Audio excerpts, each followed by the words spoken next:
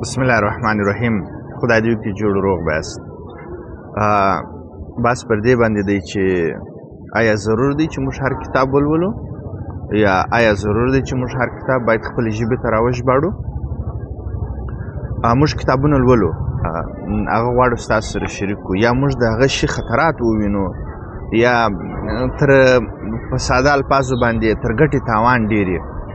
نو هغه موږ غواړو ستاسو سره شریک کړو، او دا ډېره مفیده خبره ده او باید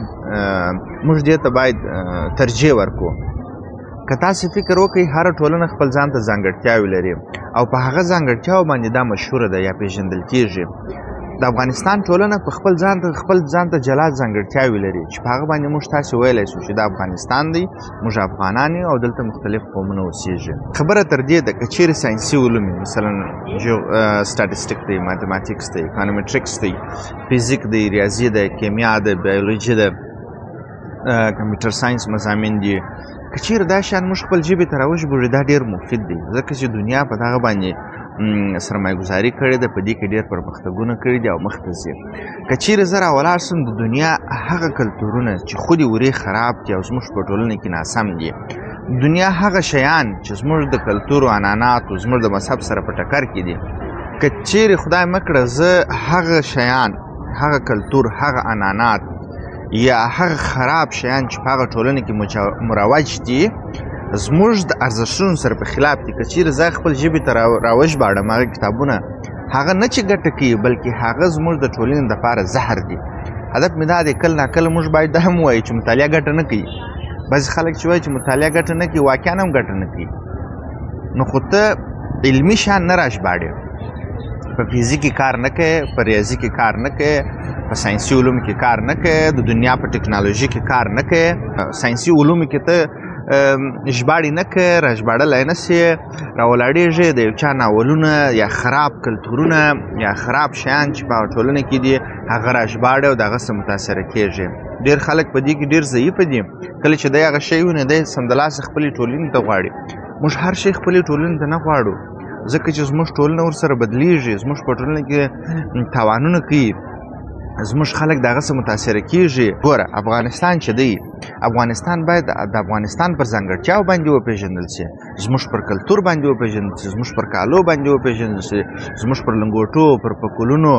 زموږ پر هرې جامې باندې وپېژندل شي، نه دا چې موږ تاسې پر غربي سټایلونو یا د نورو هېوادونو سټایلونو راکاپي کړو په خپل هېواد کې عملي کړو، یا موږ لیکنې کوو. زموږ لیکنې باید زموږ د کلتور، زموږ د مذهب د دې شیانو سره ورته وي، زموږ د ټولنې سره ورته وي. تاسو دا کوښښ مه کوئ چې مثلا زه کتابونه لولم،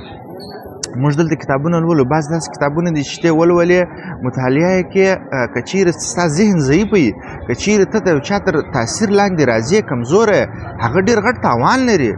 بعضې کتابونه دي زه لولم دلته، که چیرې تاسو هغه ولولئ ویې ګورئ هغه راژباړلي مو هغه ډېر تاواني دي. ولې هغه د کلتور د لحاظه، د خویو د عادات د لحاظ څخه، د سټایل د لحاظ څخه هغه زموږ په ټولنه کې منل کېږي نه، مګر خلک د هغه څخه متاثره کېږي. چې متاثره سول دا یو نوع خرابي ده. نو موږ باید کوښښ پر دې باندې وکړو، که لیکوالي کوو، که لیکوالي مو کړي، که کتابونه لیکو، موږ خپل ټولنه باید په نظر کې ونیسو، تر څو دنیا ته موږ زموږ کتاب، زموږ مقالې، زموږ لیکنې هغه باید نمایندګي وکړي چې موږ دا خلک یو، او موږ باید پر دې باندې افتخار وکړو. مثلا بعضې سټایلونه دي چې اوس مثلا غربي سټایلونه دي، که چیرې هغه ته راکاپي کړي زموږ په ټولنه کې منل کېږي نه، په هېڅ نه ونه منل کېږي. ها زموږ په کلتور کې خرافات شته، د خرافات څخه باید موږ هغه وکړو، د هغه مخنیوی باید وکړو. نو زما هدف دا دی چې هر کتاب مطالعه کول، بالخصوص لکه ناولونه یا کیسې یا اضافه شیان یا د چا تاریخچې لوستنه، یا بعضې اوس اکټونه کېږي چې هغه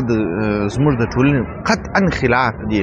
د اسلام د نګاه څخه، د نګاه څخه هغه شیان لوستل یا راژباړل دا زهر دي، دا مه کوئ.